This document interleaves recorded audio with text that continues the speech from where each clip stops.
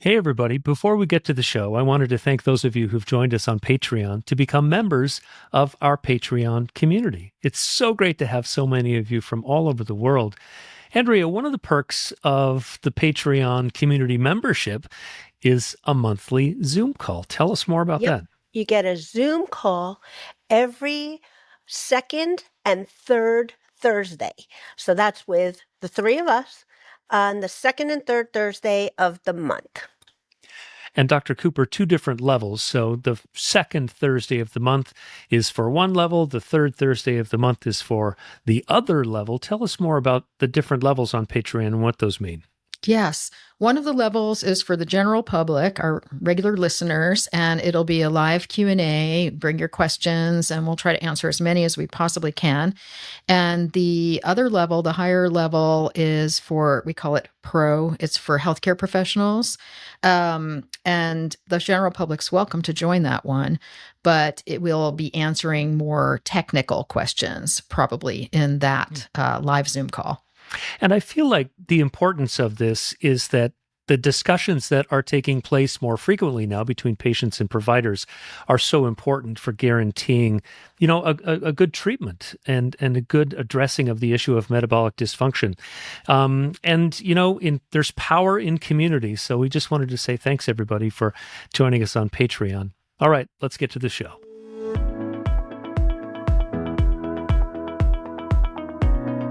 This is not a failure of parenting. This is not some kind of a personality defect in your child or in you.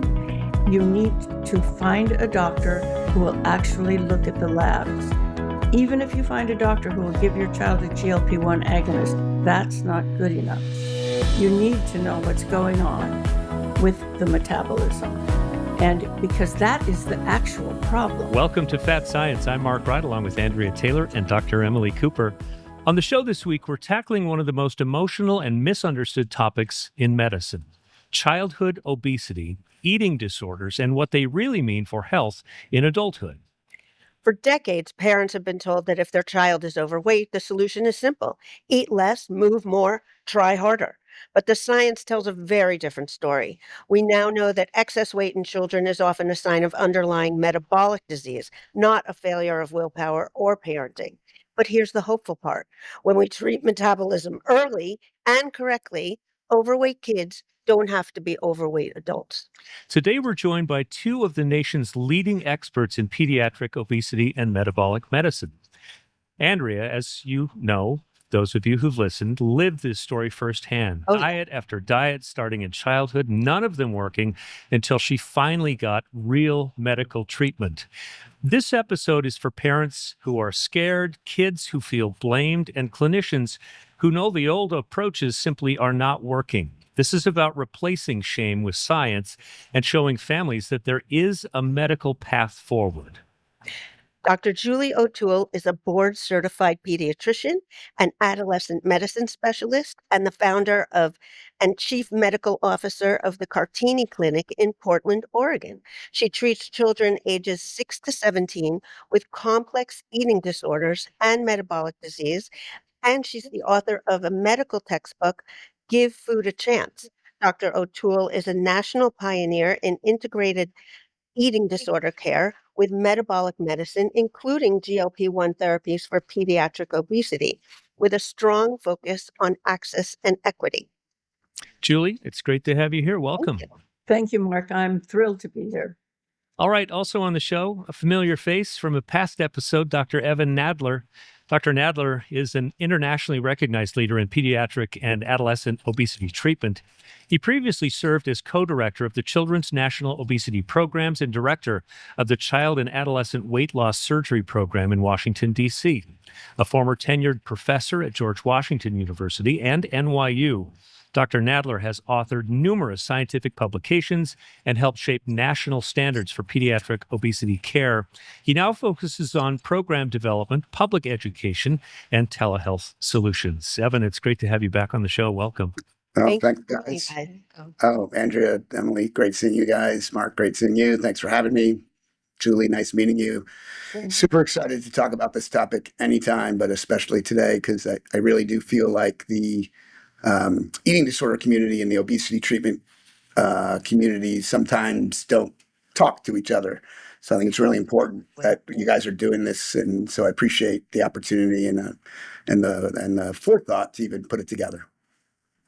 I'd love to start the conversation today with just kind of a basic statement from both you, Julie, and Evan. It feels like there's a disconnect between treating childhood obesity and treating adult obesity when in fact we're the same person. It's just that we're a different age. Julie, I'd love some thoughts to just start us out. Well, I agree, we're the same person, just a different age. And in fact, the arbitrary cutoffs that are used to define childhood, early childhood, what's an adolescent, that you magically become an adult at age 18, are just that. And they're completely spurious. It's a continuum, of course. And as we get older, we begin to distill all of our life experiences, including unconscious experiences, biological experiences, to become the final adult product. We are, of course, adults for a lot longer than we're children. So I don't know about a disconnect. I just think that people are, they unnecessarily divide children from young adulthood and from older adulthood. And I'm not sure that the biology actually supports those divisions, at least as they currently stand. All right, Evan, your thoughts. So I think it's interesting because in pediatrics and pediatric subspecialties, we often say, sort of tongue in cheek, that children are not just little adults. And that's meant to say you don't treat children or childhood disease necessarily the same as you might treat an adult disease. But if you flip that sentence around, that adults aren't just grown-up children, that may not be true. Adults may just be grown-up children. And I actually, whoever said that you spend longer in childhood or longer in adulthood than childhood, I'm trying to fight that. I'm going to try to spend as much time in childhood as I possibly can and hope to grow up maybe in 5 or 10 years. But I think the point you guys are making, and obviously I'm being a little bit facetious, is, it's disease specific, right? So if you came to your pediatrician's office and you had high blood pressure at age 13, there would be no pediatrician in the world that would say, you know what, we're not going to treat your hypertension at age 13. We're just going to wait till you get to be 18 and then we'll treat it. Or type 2 diabetes or any other sort of obesity-related comorbidity. But when you throw the word obesity in there, now it's baby fat that you grow out of, or it's, we don't want first do no harm, Occam's razor, Hippocratic oath, first do no harm. We don't know what these treatments can do in kids. So we don't want to refer you to a specialist, or we don't want to do anything other than the tried and true lifestyle changes. So to me, it's really disease specific, and I think in large part due to obesity stigma and bias that society has, and then we know that medical providers have it as well. So I think that's where the issue lies the most, and certainly that's at least my focus in how to try to address it. Yeah, and if I may, Evan, to underscore your point, I think that what happens is if a child comes to the pediatrician and has hypertension, if they notice hypertension in a child young enough will take, you actually either have to ask AI or you have to have graphs to really know, is this truly hypertension? So let's just assume for a moment they notice hypertension and high cholesterol, whatever. Now you throw the word obesity in there. That is all they'll think about, because now they have something to blame, which is clearly your fault, right? Because you're eating too much and not moving around enough, and your parents are not doing a good enough job. And so it's as if when the word obesity comes on the screen, everybody's mind goes blank. And the solution for every problem, including psychological problems, is to lose weight. Wow. Yeah. Julie, we're going to get more into your treatment of eating disorders in young people. But Dr. Cooper, I'd love for you to explain the connection. You and Julie go way back in time and have sort of evolved together, I guess we could call it, in terms of your understanding of childhood obesity and the treatment of it. Yes, and my understanding of eating disorders too stemmed from my early connection with Julie.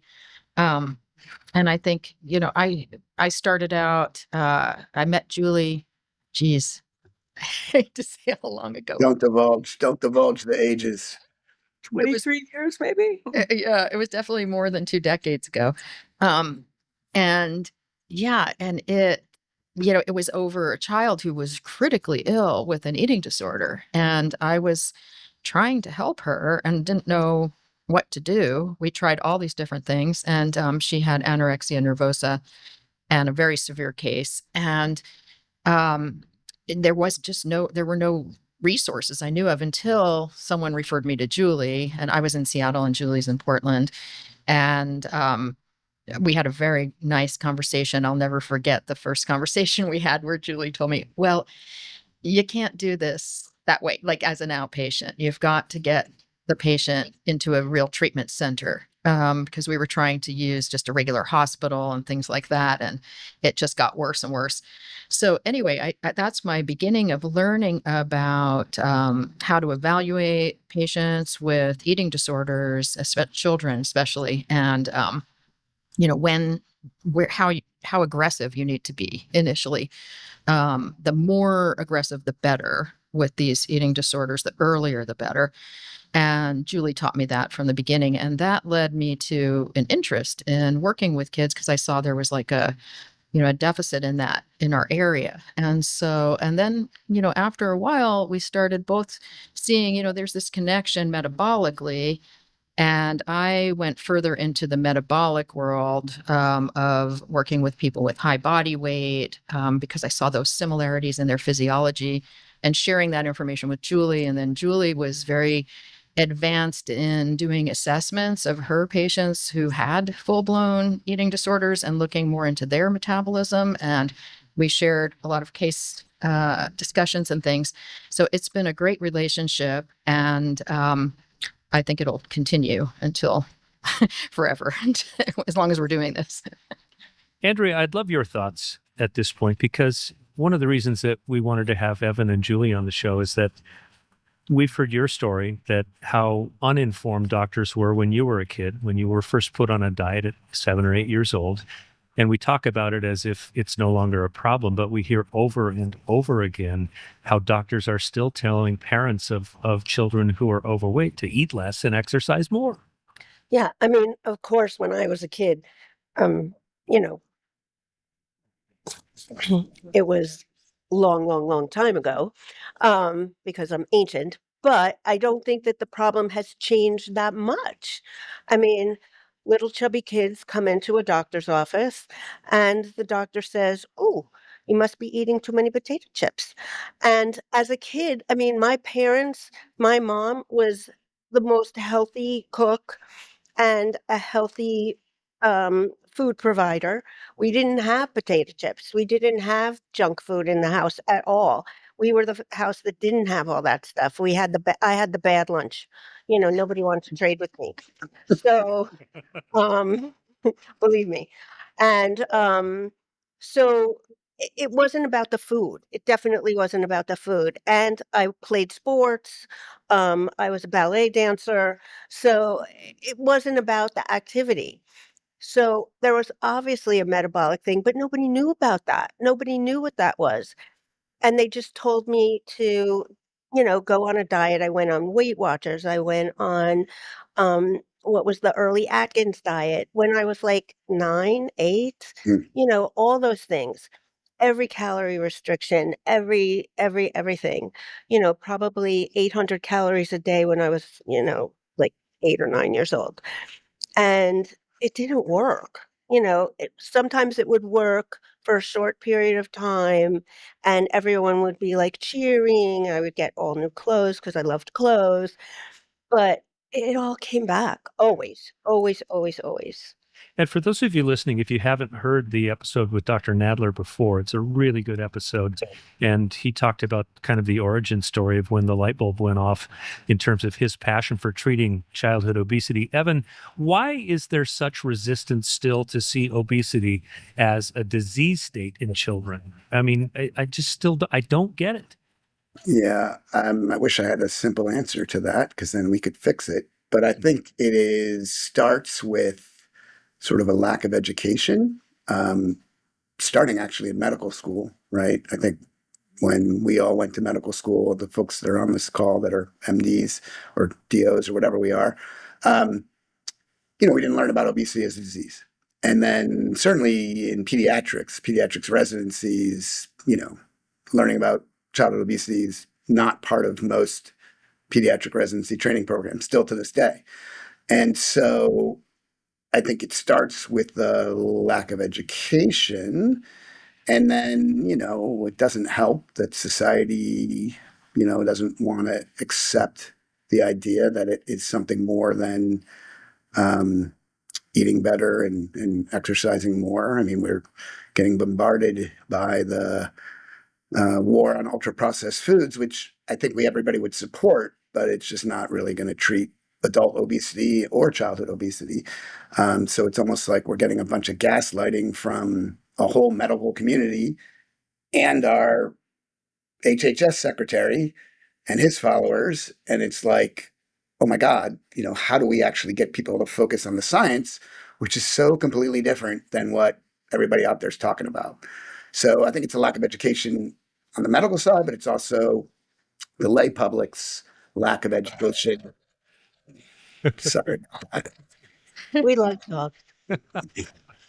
So I think it's a lack of education, not only in the medical community, but the lay public that just sort of, makes, I guess, people like Julie and me and Emily almost like lone wolf voices out there. And that's another reason why it's so great to be on the same podcast together is I think, obviously if we can link together the numbers of people who really understand what's going on here, then our voices can be stronger collectively than they might be individually. Yeah. Julie, your thoughts? Well, let me preface it by saying, when it comes to metabolism and understanding metabolism, Emily Cooper is my teacher. Everything I know about it, I learned from her. And then the motto that we have at Cartini Clinic is, your patients are your teachers. Mm-hmm.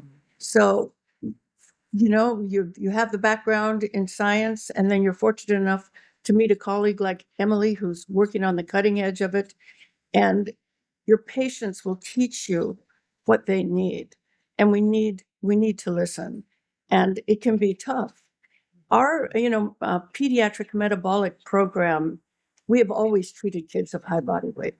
But before, we had very little to offer except moral support, the conviction that parents were not causing this and children were not choosing to have it.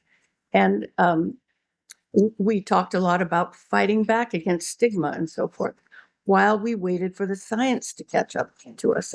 And fortunately, the science has finally caught up to us. Unfortunately, many providers are reluctant to avail themselves of the science really when there's a mountain of good evidence for efficacy. Talking directly about GLP-1 agonists. Mm-hmm. But that isn't even the biggest problem, it turns out. And this is something the kids have taught us.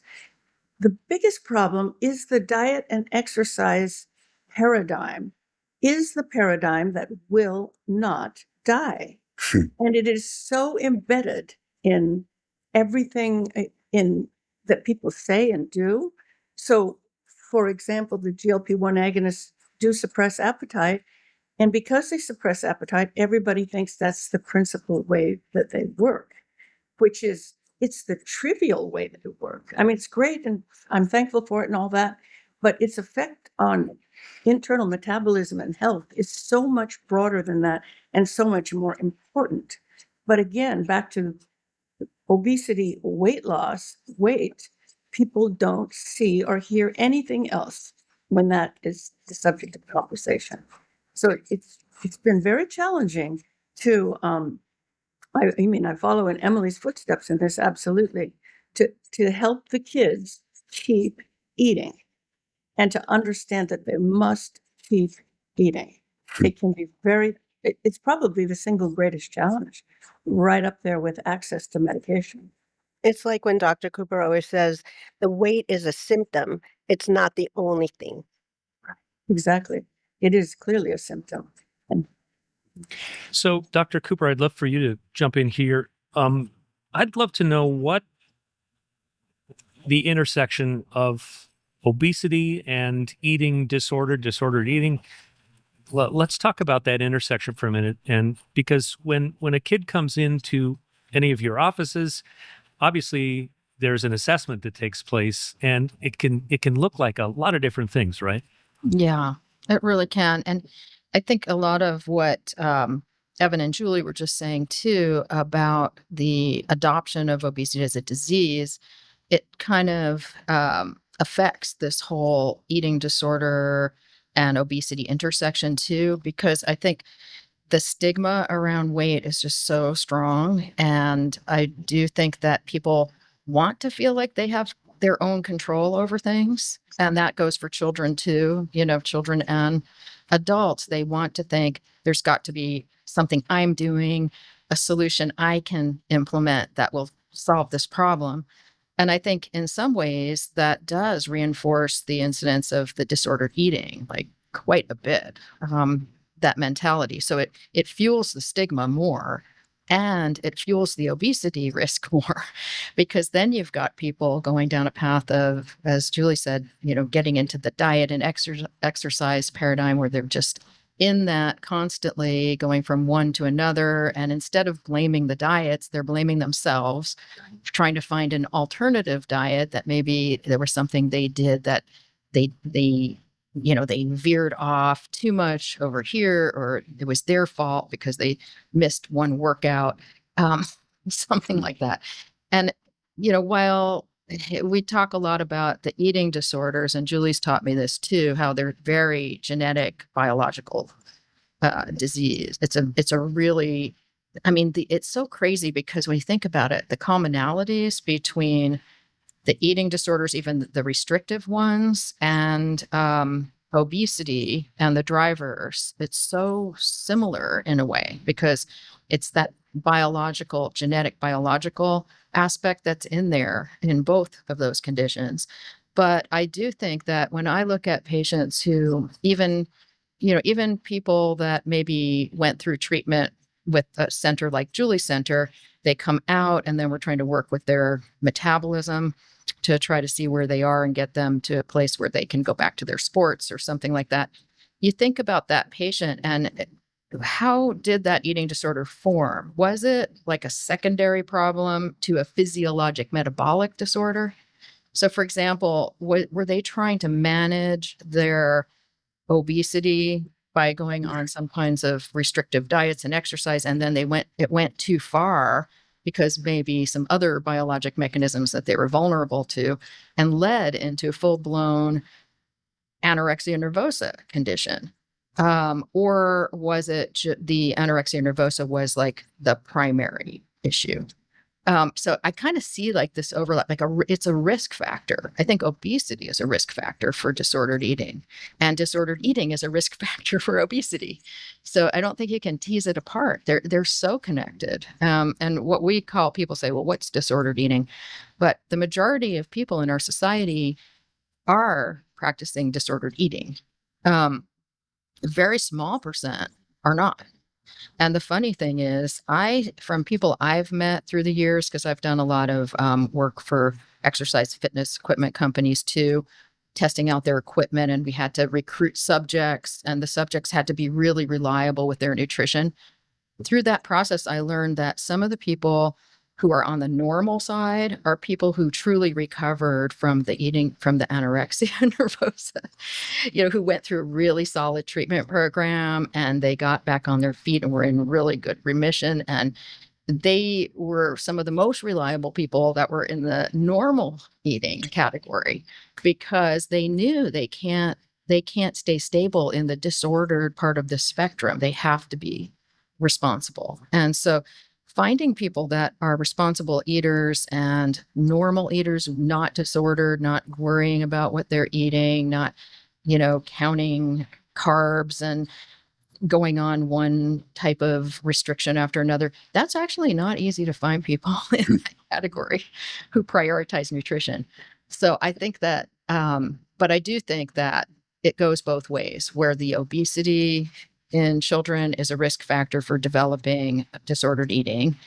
And, but I don't feel it's not, but then, the disordered eating that they engage in just amplifies the biologic drivers of their obesity over time. So it's super connected in my mind.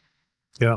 Evan, is there a misconception that obesity treatment causes eating disorders in the medical community? Yeah, well, when I first started offering bariatric surgery to children 20 some odd years ago now, I met with a lot of resistance from the eating disorder community, and that I was going to create a generation. I was being told I was going to create a generation of children with an eating disorder. And one of my responses would always be, if you have a disease where it is associated with either eating too much or eating the wrong stuff or not eating at all, wouldn't you already call that disordered eating? Like, how many patients did I see in my clinic that actually didn't come in with disordered eating behaviors? They didn't necessarily meet a DSM criteria. So how many people did I see, especially in the early days, that would come into my clinic that did not either over-restrict or on the other end of the spectrum? So everybody came in basically with some sort of disordered eating one way or another, may not have met a DSM criteria for BED or binge eating disorder, but they had something. And so that would be argument number one. But then actually, and these aren't my data, but I attended I was part of a course a couple of years ago where a psychologist actually reviewed the data on weight management programs and eating disorder or disordered eating behavior thereafter. And actually, sort of what Julie and Emily are already saying, the folks actually had a lower incidence of disordered eating behaviors after being in a comprehensive weight management program.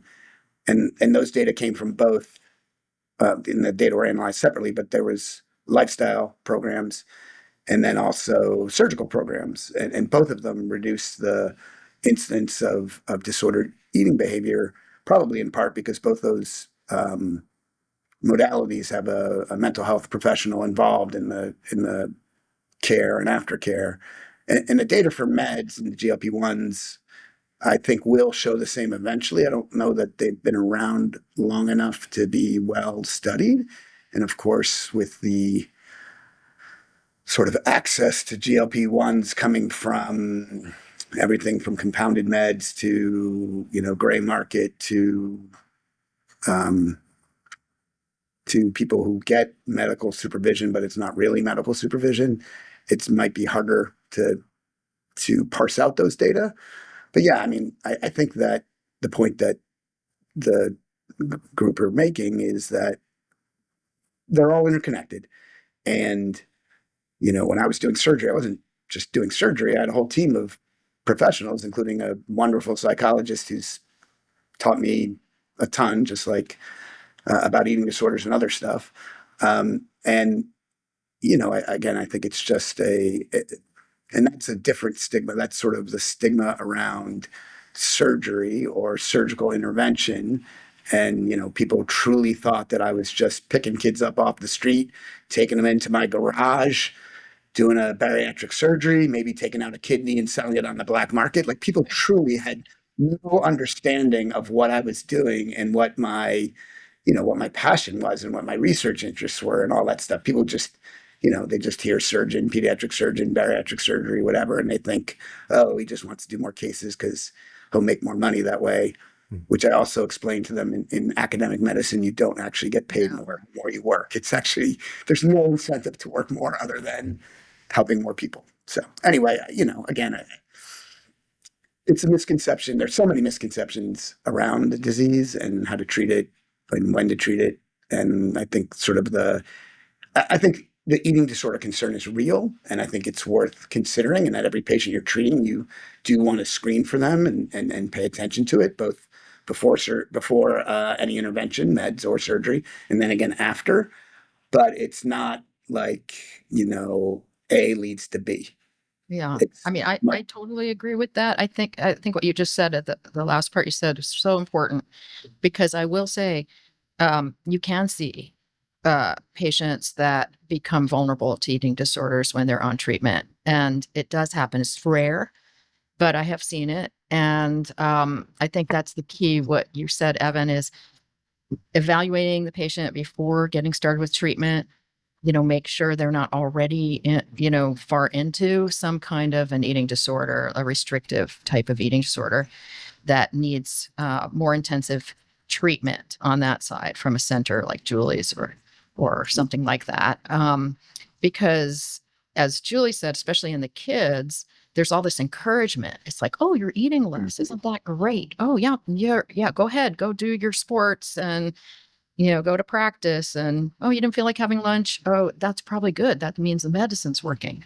That's the worst possible situation. And as kids get a little bit older into that age range where they're very more independent and private, you may not realize what's going on if you don't ask and do lab work that scrutinizes their situation and their heart rates and their vitals. But if that's detected, and it will be, if you do enough of these cases, you'll see occasionally something like that happen. And as I say, it's very rare. I think in my career, I've only seen it in maybe 2 patients. Yeah. And again, I didn't mean to insinuate that it doesn't happen. No, you It's explained it. Yeah, no, you explained it really well. But I was just putting that out there to just, remind people that if that happens, immediately they need to stop taking any medications that are addressing their metabolic system. They need to immediately get care for the eating disorder in an eating disorder center or eating disorder specialists. Because one thing I learned in my practice too, you really need specialists in that area. And while in the past I worked with patients like that, I don't now, because it requires a lot. And Julie can speak to this more. Requires such a lot that your whole entire practice has to really, the infrastructure has to be set up to deal with and provide the kind of care that those patients need. And so it's not something like, oh, well, let's just watch and see, let's pull this medicine back and just see. I mean, you might do that if you're concerned, but if it gets to a point of real concern, of course, we would refer them. But it says, Evan, as you said, I agree. And Julie, I mean, it's less common actually than what we see in the other population that's not treated with metabolic disorders. So, Dr. O'Toole, at the Cartini Clinic, what are the most common eating disorders that you see parents coming in with their kids? What are the most common things that you see, and what should parents look for, to bring a child in? Oh, Andrea, that's really a very interesting question because it has changed. So when I first founded Cartini Clinic in 1998, for the next 10 years, I would say probably close to 90% of our patients had anorexia nervosa. And let me just parenthetically say, I think that disordered eating is an entirely different thing than eating disorders. They are not related. They are often conflated. So, as far as I am concerned, anorexia, and it's as useful to talk about eating disorders as it is to talk about lung disorders when you're looking at the spectrum of cancer of the lung all the way down to the common cold, right? So it's more useful kind of to think of the individual eating disorders. Anorexia nervosa, highly heritable brain disorder, runs in families, but not in a direct line. Sometimes you'll see families where the mother has it, the grandmother had it, and so forth. More commonly, you'll see a cousin maybe had it. So we don't really understand the exact genetics of it. We know it's highly heritable. It is a brain disorder. As far as I'm concerned, you can't cause, the media doesn't cause it, parents don't cause it. And I don't think GLP-1 weight loss would cause it either. However, if you mistakenly gave that to a person whose brain was simply in the stage of anorexia nervosa, where all they cared about was losing weight, you could get a problem, I think, and in which case, of course, you'd stop the medication and get treatment. But Andrea, for example, I have a patient right now, a wonderful girl who's, I believe she's 16 now. I treated her for anorexia nervosa when she was 9. Great parents. Oh, yes. We definitely had kids as young as 6 or 7 with frank anorexia nervosa. And boy, are those kids your teachers, because they have the unadulterated form of the illness, and it has not been caused by reading 17 magazine or anything like that, right? It's and when it strikes that young, it's usually quite severe. So she was successfully treated for her anorexia nervosa. Scroll forward, she's 16. She's of higher body weight. I mean, we can talk about whether that's always a problem or not always a problem. But in the case of where you have hypertension, high cholesterol, metabolics, other signs of metabolic derangement, which you would only know if you did labs, and which you might only do if you had known Dr. Cooper, right? Um, seriously, then of course it is a problem. But the problem is not the weight. The weight is just letting you know there's an underlying metabolic problem. So I know that luckily I'm used to being a pariah. I know that there are many eating disorder physicians like me who will not give kids GLP-1 agonists because they're afraid that they might cause anorexia nervosa. Kind of begs the question, are they afraid for themselves, for the liability of it, or are they afraid for the patient? I personally think, that pediatricians tend to be more conservative with medication, but I do think that the overplayed anxiety about using GLP-1s in kids largely stems from the doctor's anxiety about their own liability. Less than, can I help this child with hypertension, hypercholesterolemia, signs of liver being affected by the accumulation of fat? Can I help them? Can I spare them entering adulthood with these problems that will get worse? Not might get worse, will. Yeah. Whether they diet, whether they exercise, no matter what they eat, they will get worse. So I chose to start her on a GLP-1 agonist with, of course, informed consent on the part of her parents. And then I have another patient, a young man who is also 16, much, much higher body weight than the young woman we're talking about. So a BMI, for all it's worth, of, somewhere around 36, and a lot of metabolic issues and a lot of shame. Came to me with a history of restricting and of binging and of purging. So technically, the boy has binge purge anorexia nervosa, the severest form of anorexia that there is. But you know what?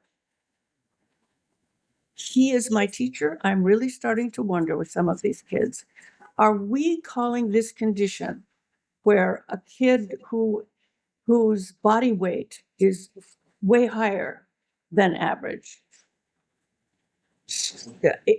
experiences all the stigma and repercussions of that condition and tries to diet it off, right? Does diet it off, does restrict. Maybe they even lose for a while a huge amount of weight, right? And then what happens? Of course, the brain is on fire because the brain will not tolerate starvation. It can't. And so then the brain's on fire and they begin to binge. And restricting is inherently empowering. You feel on top of the world, you feel in control. Binging is inherently humiliating. You hate yourself. You're ashamed. You might do it at night when everyone else is asleep.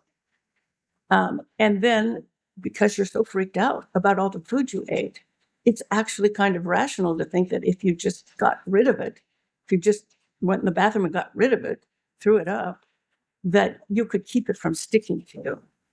And so I've begun to wonder whether some of these kids that present technically as atypical anorexia, which is code for overweight but has anorexia, or obese but has anorexia, kids don't actually have the neurobiological brain disorder we call anorexia nervosa, but are responding to their environment with dysfunctional behaviors that can be every bit as hard to treat, but probably should not prevent you from taking a hard look at their underlying metabolic problems, because they are doomed to go into adulthood with worsening fatty liver, sleep apnea, the whole thing. Julie, what's the definition of anorexia nervosa? Well, the classical definition, Mark, is determined weight loss based on what we call cognitive drive for thinness. In other words, above all else, you want to be thin. And even when you already are thin, or even when you're already starved, and but the drive to thinness impels you to keep losing weight. It is a delusional brain disorder, which is why it responds partially to some of the same drugs with which the psychiatrists treat other delusional disorders like schizophrenia. It's a terrible, terrible disease in its full-blown form. So, you have strong cognitive drive for thinness, and you have an inability to perceive, we call this anosognosia, an inability to perceive that there's a problem. They could look in the mirror at 85 pounds and say, I'm fat. Oh, gosh, Mark. Many years ago, I was called by a young woman who, we had failed her in treatment. We'd tried over and over again. By that time, I believe she was 18 or 19, and she weighed about 61 pounds. She was horribly emaciated, and she was bedridden, and her organs had begun to shut down. And she called to ask me if I would certify her for hospice. And I said, absolutely not. I mean, pediatricians just don't give up on kids. No, there's no way. You get yourself over to the emergency room, and I will call the emergency room doctor. And anyway, long story short, one of the therapists who worked for us went to visit her as she lay dying. And she said to him, can I ask you a question? Little tiny voice, can I ask you a question? And he said, of course, honey. And she said, do I look fat to you? Oh my gosh, we burst into tears. That is what that illness is like in its extreme forms. It's a terrible, terrible illness. So sad. Oh, it's incredibly sad, but it's highly treatable. And we don't need to go into. Well, your programs, Julie, have saved the lives of many children. Oh, well, thank you, Emily. When I was insisting that parents did not cause anorexia nervosa, and not only did they not cause, they couldn't cause it if they wanted to. Yeah. Julie, Julie. Evan, yes, you can say. Oh, sorry. I just wanted to ask for partially my edification, but hopefully for the listeners as well. So people know about anorexia, and they also hear about bulimia and how the differentiation between those two, because as you were describing the 16-year-old, I think many less educated people, including myself, might have thought that sounds more like bulimia than atypical anorexia. And that probably is just because I don't know the difference between those two things.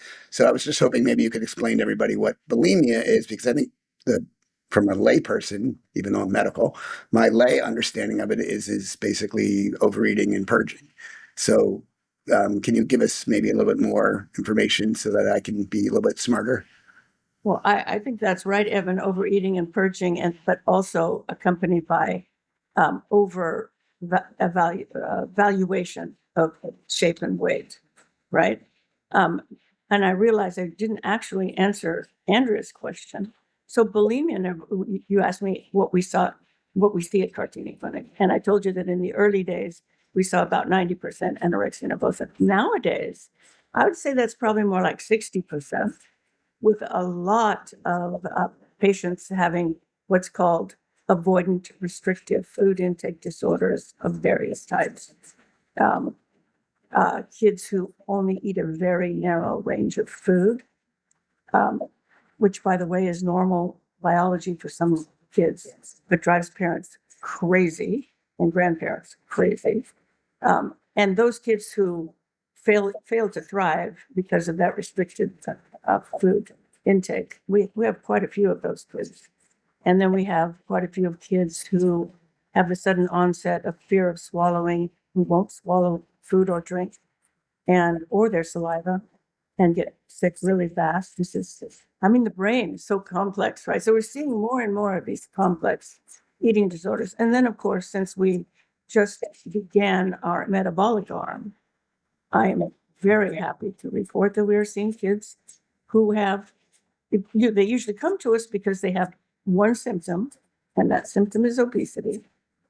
But when you take a look at what's actually driving the body weight, there's always metabolic derangement, almost always metabolic derangement. And that's what you need to address and to teach about and to reform the brain and so forth. So it's changed a lot over the years, what we see. Because we have tried and true parameters for treating anorexia nervosa, that's an easy thing for us to treat. The metabolic stuff, the obesity stuff, has been a major challenge for my staff to come to grips with. And I'm in the throes right now of basically re-educating our eating disorder-oriented staff about metabolism, high body weight, and the treatment thereof. And I have to lead on Dr. Cooper and her teaching every day, all day, every day, to educate eating disorder therapists and specialists about this issue. Evan, getting back to your question of bulimia nervosa and what it is, bulimia nervosa is said to be binging on large amounts of food, getting rid of that food by vomiting, accompanied by overvaluation of shape and weight. But let me add that I almost never see it. And I've always told myself that that's because I'm a pediatrician treating children, and it's more common in adults. I begun to wonder, I prefer to describe eating disorders personally, not as anorexia nervosa, bulimia nervosa, whatever, but to say a restricting and exercising eating disorder, a binging and purging eating disorder, a restricting and binging and purging. So you're describing the symptoms rather than pasting a label on someone and then trying to decide, do they really have this or do they really have that? I don't know how useful that is. No, it's very useful. Thank you. And it's funny, you said a couple of things that totally resonate with me. One is that when you see a kid with anorexia at 6, it's more severe than anorexia that you see later in life. And the same thing holds true with obesity. If children are struggling with their weight at 6 or 7 or 8, they have a more aggressive form of the disease than someone who might develop obesity in their 40s. And then you said something that I really like, because I often say that obesity is actually a misnomer. It really should be called something like weight gain spectrum disorder or excess weight spectrum disorder or something, because when you put these disease names on things, then people narrowly think about that concept. So it's, again, in the adult world, there probably are people who are true food addicts or have food addiction. And then there are people who may just have genetic drivers towards quote unquote slow metabolism. And you might not want to treat those patients the same way, but in the common medical vernacular, those patients would both get the same CPT code or diagnosis code and be treated with similar approaches by many people, because the nuance of the disease isn't really understood. So I just like the fact that you actually are in your own practice moving away from, categorizing diseases as one or another, because they're probably most of what we all treat are spectrums of a disease that may or may not have a finite name. Right. You said something I worry about, Evan, which was a food addiction. I'd be very curious to know what Dr. Cooper thinks, because it seems to me, just taking it at face value, if you're addicted to food, it's got to be that your brain is not getting signals from the periphery about satiety. Yeah. Dr. Cooper, what do you think? Yeah, absolutely. Yeah. The thing is, I'm kind of someone who shies away from the concept of food addiction or even like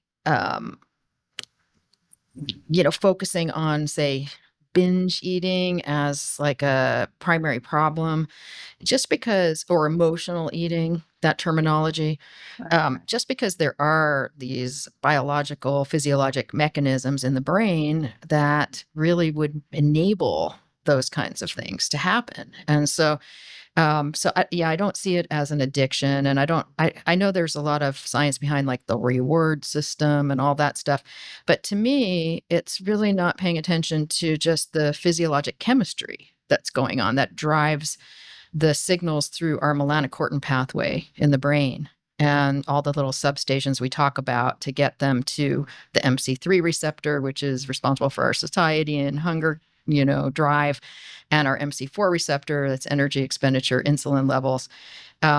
So I think a lot of it can be misinterpreted. Like, for example, what if you did have somebody who has an abnormal insulin response right after eating, no matter what they eat, and then it drives a hypoglycemic episode occurring an hour after they eat? Well, they're going to crave sugar. They're going to want something sweet right now, even though they just ate a whole meal, or they're going to feel like they need another meal and so some people from the outside might call that food addiction, and it just isn't. It isn't. So yeah. I'm smiling because there's a recently published book by an author who used to work in our federal government at a fairly high level that's all about food addiction, and basically is trying to say that the entire obesity epidemic is due to food addiction. So I didn't necessarily mean to throw that out there as a way to say that book really isn't necessarily something that everybody should put their faith behind. But again, I think my general point is that we really, as much as we know, we also don't know probably 10x of what we know. And I think that's what makes the field exciting and interesting and worth continuing to explore. But it also makes it so that when people, can claim to have the one solution, they never have the solution, because there is no one solution. That's just not how science works. It's not how, if anybody's ever looked at a bell curve, everybody knows that not everybody responds the same way to any intervention, no matter what it is, no matter what disease it is. So anyway. Yeah. And I think that I have a good example of this, where I had a patient years and years ago. He was actually in a support group over at Eaters Anonymous, and it was because he told me he had a frosting addiction. He said, I'm addicted to frosting, and I've been in this group for 10 years. He was in this group for his frosting addiction, and he still was eating a lot of frosting. And within like 2 weeks of going on metabolic treatment with GLP-1 and other things based on what we saw on his lab work in his metabolic evaluation, he didn't want any frosting. And so he was very upset about it, because he said, hey, this is like my identity. I'm somebody who's addicted to frosting, and now it tastes terrible. I don't want it. And my support group, I'm going to lose them, these people and He's so the frosting guy. he had to go through a lot to and then he's like, this was not an addiction. This was something physiologically wrong. If I took this medicine and immediately something I've been battling for all this time. And he was a person who had extreme hyperinsulinemia, and it wasn't caused by the frosting. It's the other way around. Just like we said, the frosting, quote, addiction was a symptom of an underlying metabolic problem. And just like elevated body weight can be a physical sign of an underlying metabolic problem. So the mistake, and I think that the medical system really let him down trying to convince him that he had this addiction. And it's just, I feel like it's taking kind of a, I don't know why doctors are not getting more into the physiology of the metabolism to help them understand that landscape, to help explain what they're seeing in their patients and help them explain it to their patients. So, but that's like a perfect example. And he went on to do great. He went on, I saw him for many, many years after that. And he did have metabolic syndrome and everything else, but he ended up in very good health, completely balanced body weight, normal appetite, normal everything, and on very little. He didn't really need very much medication either in the end. Did he find a new support group? That's the most Well, he important ended up, I lost track of him. He ended up traveling. He ended up leaving, the community that he was in and doing a lot of traveling with his wife. And he was kind of in the age of retirement. So I lost track of him, but I'll never forget that because he was just, it was so, He now eats birthday that was the cake most, every year. yeah, that was the most clear example of the misuse of that concept. I saw a 6-year-old the other day that made me think about Andrea. Because I'm a big fan of your podcast, I've listened to Andrea's story several times. Andrea, this little girl is below the age that I would ordinarily allow to come in for treatment, but she had such a wrenching story, I couldn't help myself. And here is this adorable, chubby little girl who's on whom I did a formal evaluation. And when I did the evaluation, she kind of, I think, in retrospect, minimized her symptoms of overeating. That's why her mother brought her to me, overeating. When I sat down with the mother, this was not ordinary overeating. This was constant food seeking and eating. I asked her to go out into the waiting room to wait for her mom while I talked to her mom. And she said, "I'm hungry. Do you have anything for me to eat here?" We gave her a Boost Plus. She drank it, chocolate Boost Plus. And then I went on to talk to her mother. Later on, my staff told me she stopped every adult who came near her to say, "I'm so hungry. Do you have something for me to eat? Can I have something to eat?" Now, nobody would wish that on anyone. Clearly, this is a huge problem. This little girl is not doing this to herself. Mm-mm. She is not being gluttonous. The brain. Yeah. And so she's a great candidate, for that rare genetic obesity screening. Oh, right. Oh, you mean? Mhm. Yes, that one. I thought it's in You a have the kit. kit right there. I'm so thrilled. This is the genetic Yep. single point mutation Yes. free Yep. kit Mhm. for Yes. testing for Oh my God, I can't imagine if I had that when I was a kid, I would have been like, exactly. to relieve the guilt and the "it's my fault" when I was a kid, that would have, like, saved me so much anxiety. Andrea So had been locked in her room Oh. because her stepfather Oh, called her a pig, a glutton. Oh. He locked her in her room and he spanked her when she sneaked food. oh my God. Which constantly she sneaked food. She Oh. took food from other kids at school. She explained to me there's a no thank you bin, and she would forage through it. Can you imagine? Well, I'll be interested to hear, Julie, on the side, what you're doing for this child. And the tragedy is she's a single mother with several children. And the insurance has already denied my request for the smallest dose of semaglutide to treat her. And so she is not going to have access to probably the only current class of medication that could conceivably calm down. Oh, no. Yeah, With exactly. little kids like that, they still could do a couple other things depending on the lab work. There's a couple other treatments that might work. And you also have generic liraglutide, which you can look into. I don't know what the pricing, whether that pricing has come down yet, but liraglutide has gone generic, and the safety information for liraglutide goes all the way down to age 6. So Thank you. yeah, and Mark Cuban Cost Plus Drugs has it at the lowest price for the generic. It's lower than the GoodRx coupons and stuff like that. We're talking about our United States population here who's listening to us. Sure. But yeah, I think it's great. I mean, I think it's great combining all this, like the standard lab work, getting little kids like that to do the kind of meal testing and stuff. It's still important if possible. And then getting the genetic testing, looking at that to see with the genetic testing, it's so many of the things that come back. We don't know everything on those, and even the ones that they run through that Tempo program, it's limited. But what's good is they do keep the sample so that every few years you can resubmit the request, and then they can run it on any of the new tests that they're able to run, or things that were indeterminate before might change.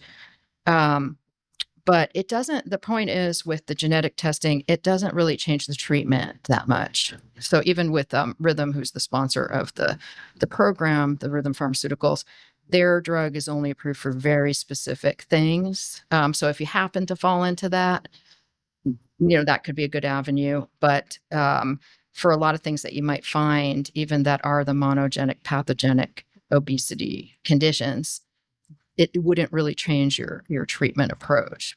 What I'd love to do is, as we wrap things up, I'm sure that there are a ton of parents out there listening. I'm sure there are some physicians out there listening. What's your best advice? And we have to keep it kind of brief, but let's start with Julie. What's your best advice for parents with a child who's overweight? And what's your best advice for physicians interested in knowing more about this? Physicians are easier. What they need to do is just refresh their database and start reading and listening and learning, and not be afraid to learn new things, which incredibly enough, Mark, is very uncommon among doctors in general.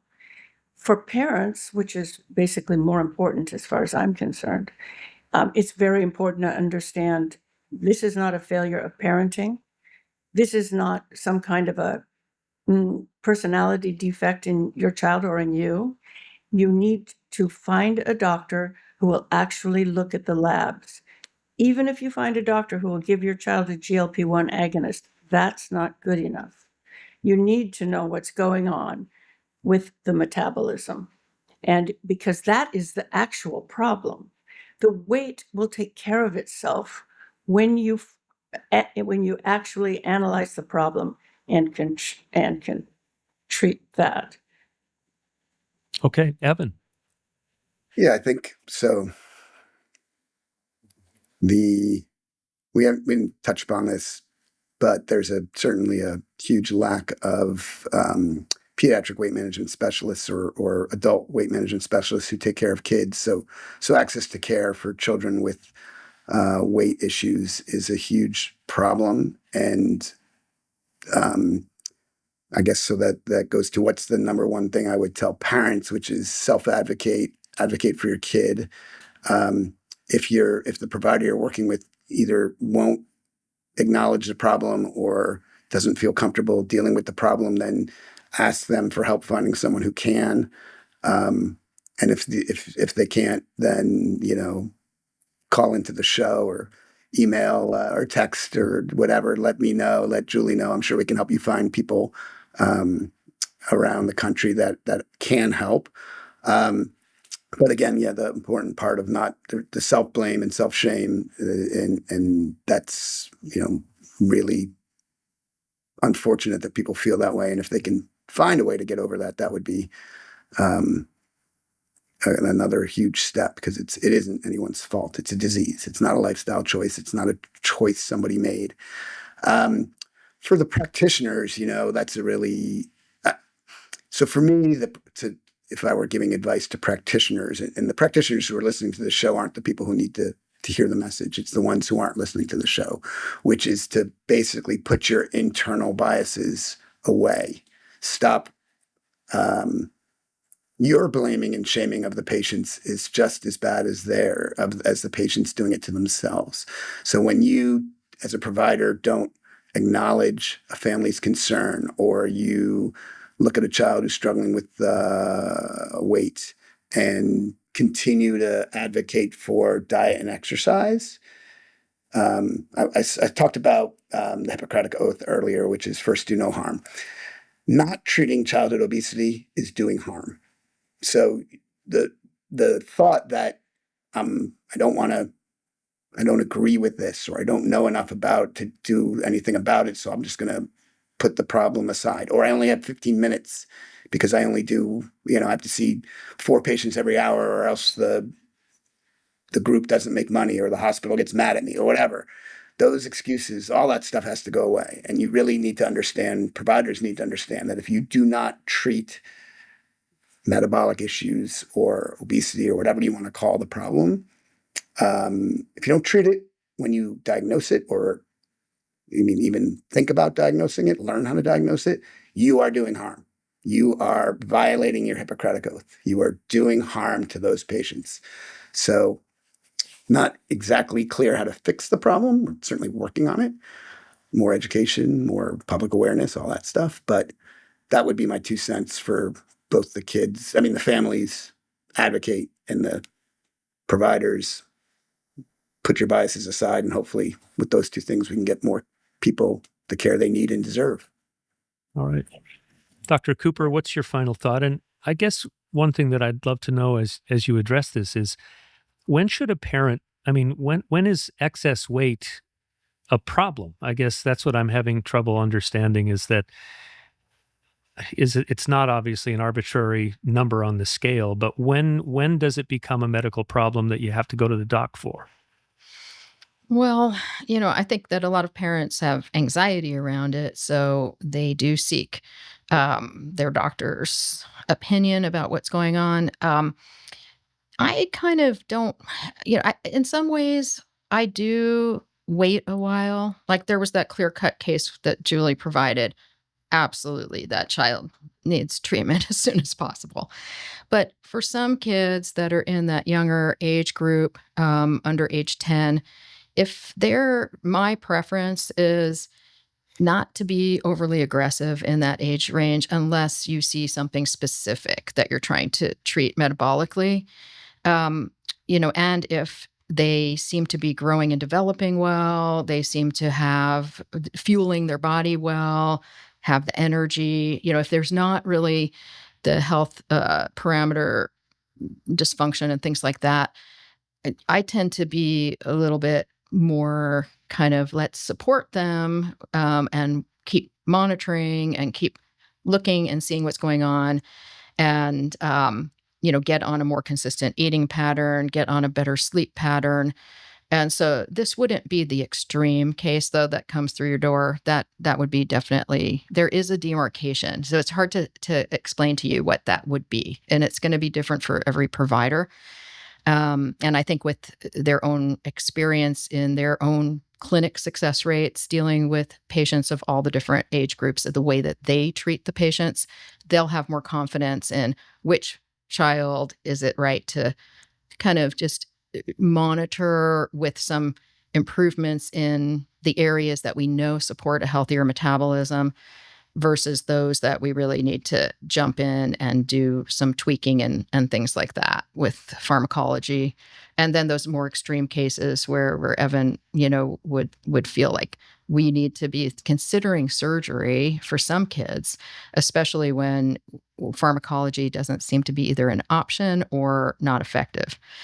And so, while I'm all for jumping in with aggressive treatment for kids, I also see a lot of kids who do balance out somewhat with other less aggressive treatments for a window of time.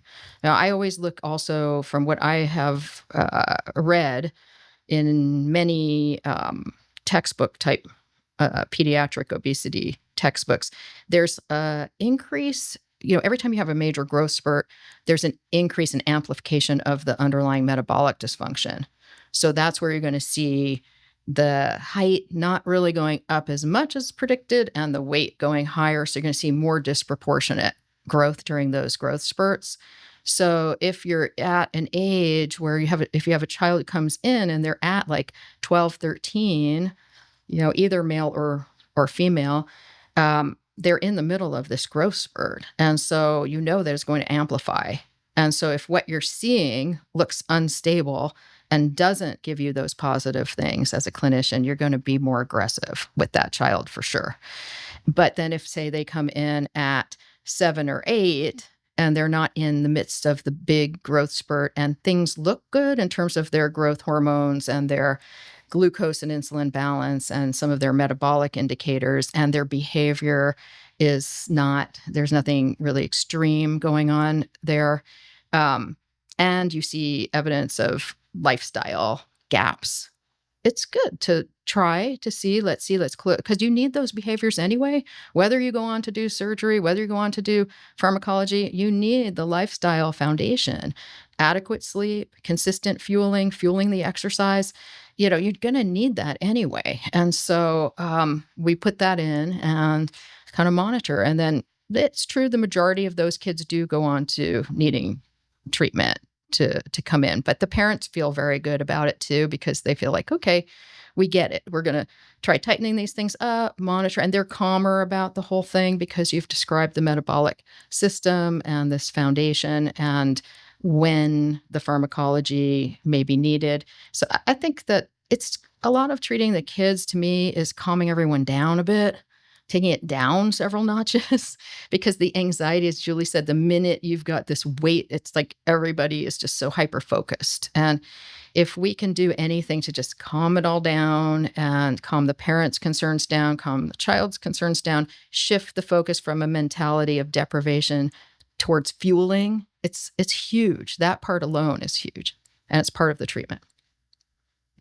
All right, Andrea, what's your takeaway? Well, I think that, there is a slight shift in the starve the child, make them thin. Um, there's a little bit of a shift just because people are talking about it a little bit more now. But, it's still out there. Put the kids on a diet. But the I still think the whole idea of it's not your fault, aside from any kind of treatment, to me, that's the number one step. That is the biggest deal. That to me is the biggest deal that you could ever tell a kid, because the mental part of it is the biggest carryover that you get. That's the biggest thing. Then the treatment. To me, that would be the biggest thing that a physician could ever do to a kid. And one thing that I should have brought up is that access is a big part of this. And Julie, I know that your practice takes Medicaid patients. Is that right? That's correct. Yeah. And when we talk about, we've talked about this on the show, that's a common variable that really has a big determination on whether you get care or not, is your insurance, is your Right. employer, and whether your doctor takes insurance of various kinds. So maybe a future episode we'll have to deal with access to metabolic medications. But this has been just a really rich conversation. We'll have links in the show notes to both Evan's work and to be able to contact him, and also Julie's contact info. Thank you so much, you two, for joining us. This has been another edition of Fat Science. No diets, no agendas, just science that makes you feel better.